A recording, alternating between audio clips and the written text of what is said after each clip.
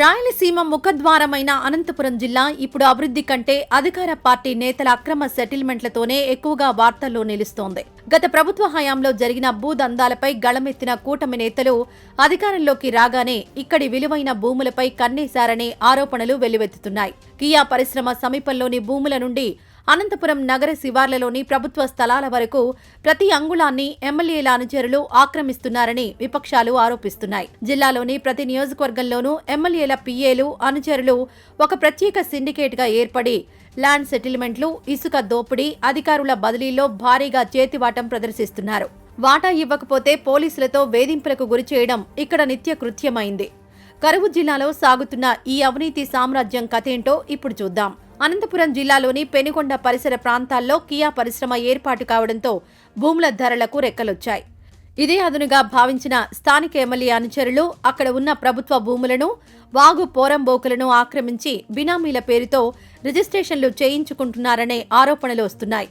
కొత్తగా పరిశ్రమలు పెట్టాలనుకునే పారిశ్రామికవేత్తలను బెదిరించి తమకు భూముల్లో వాటా ఇవ్వాలని లేదా భారీగా డబ్బులివ్వాలని ఒత్తిడి తెస్తున్నారు.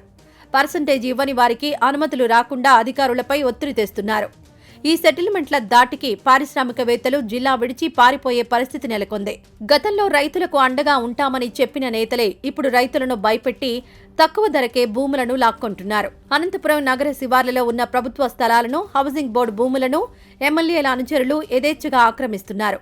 నియోజకవర్గంలోని విలువైన భూములపై కన్నేసి తప్పుడు పత్రాలను సృష్టించి బాధితులను భయపెట్టి ఆ భూములను దక్కించుకుంటున్నారనేది ప్రధాన విమర్శగా ఉంది.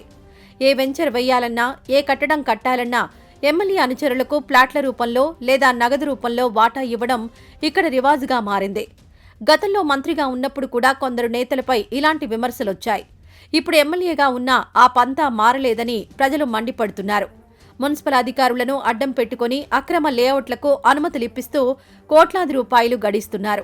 జిల్లాలోని పెన్నా నది, ఇతర వాగుల నుండి ఇసుక దోపిడీ పతాక స్థాయికి చేరింది. ప్రభుత్వం ఉచిత ఇసుక పాలసీని ప్రకటించినా క్షేత్రస్థాయిలో మాత్రం ఎమ్మెల్యేల మనుషులకు డబ్బులిస్తేనే ట్రాక్టర్లు లోడింగ్ అవుతున్నాయి.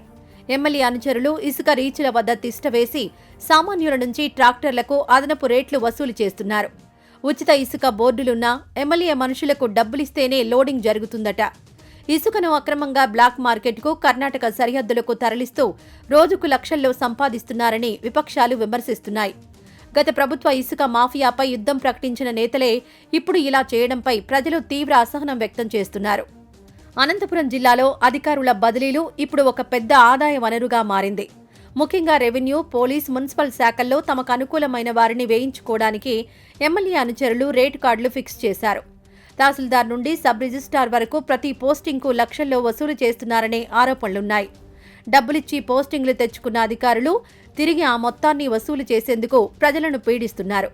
ఎమ్మెల్యేల పిఏలు జిల్లా కార్యాలయాల్లోనే తిష్టవేసి అధికారులపై ఒత్తిడి తెస్తూ పనులు చేయించుకుంటున్నారు. మాట వినని అధికారులను లూప్ లైన్ పోస్టింగులకు పంపిస్తూ వేధిస్తున్నారు. ఈ బదిలీల దందా వల్ల జిల్లా పరిపాలన పూర్తిగా కుంటుపడింది. జిల్లాలోని పలు పోలీస్ స్టేషన్లు ఇప్పుడు ఎమ్మెల్యేల సివిల్ కోర్టులుగా మారిపోయాయి. భూ వివాదాలు, ఆర్థిక తగాదాలు ఎక్కడ ఉన్నా సరే పోలీసులు చట్ట ప్రకారం కాకుండా ఎమ్మెల్యే అనుచరుల ఆదేశాల మేరకు పనిచేస్తున్నారు. స్టేషన్కొచ్చే బాధితులను భయపెట్టి ఎమ్మెల్యే మనుషులు చెప్పినట్లు రాజీ పడమని ఒత్తిడి తెస్తున్నారు. సెటిల్మెంట్ పేరుతో వచ్చే సొమ్ములో పోలీసులకు కూడా వాటాలు అందుతున్నాయనే ఆరోపణలున్నాయి. స్టేషన్లలో బాధితుల కంటే సెటిల్మెంట్ చేసే నాయకులకే మర్యాద పెరుగుతూ ఉండడంతో పోలీస్ వ్యవస్థపై ప్రజల్లో నమ్మకం సడలిపోతోంది. ఎమ్మెల్యేల పిఏలు నేరుగా పోలీస్ స్టేషన్లో కూర్చుని కేసులను నియంత్రిస్తున్నారు. శాంతి భద్రతల కంటే వసూళ్లకే ప్రాధాన్యత ఇస్తూ ఉండడంతో సామాన్య ప్రజలు పోలీస్ వ్యవస్థపై నమ్మకం కోల్పోతున్నారు. అనంతపురం కార్పొరేషన్, జిల్లాలోని ఇతర మున్సిపాలిటీల్లో జరిగే అభివృద్ధి పనుల టెండర్లలో ఎమ్మెల్యేల అనుచరులే సిండికేట్లుగా మారారు. ఇతర కాంట్రాక్టర్లు ఎవరూ టెండర్లు వేయకుండా భయపట్టడం లేదా టెండర్ వేసినా టెక్నికల్ కారణాలతో తిరస్కరించేలా అధికారులపై ఒత్తిడి తెస్తున్నారు. ప్రతి పనిలోనూ 15 నుండి 20% కమిషన్ ఎమ్మెల్యే కార్యాలయానికి వెళ్లాల్సిందే. కమిషన్ ఇవ్వని కాంట్రాక్టర్ల బిల్లులను ఆపివేస్తూ వేధిస్తున్నారు. దీనివల్ల పనుల నాణ్యత పూర్తిగా దెబ్బతింటోంది. డ్రైనేజీ, రోడ్ల పనుల్లో భారీగా చేతివాటం ప్రదర్శిస్తూ ప్రభుత్వ ధనాన్ని దోచుకుంటున్నారనే ఆరోపణలు వెల్లువెత్తుతున్నాయి. ప్రభుత్వ విద్యా సంస్థలు, ఆస్పత్రుల్లో జరిగే నియామకాలు, సరఫరాల్లోనూ ఎమ్మెల్యేల వర్గీయులు వేలు పెడుతున్నారు. ఆసుపత్రులకు సరఫరా అయ్యే మందుల నుండి డైట్ కాంట్రాక్టుల వరకు ప్రతి చోట కమిషన్లు దండుకుంటున్నారు.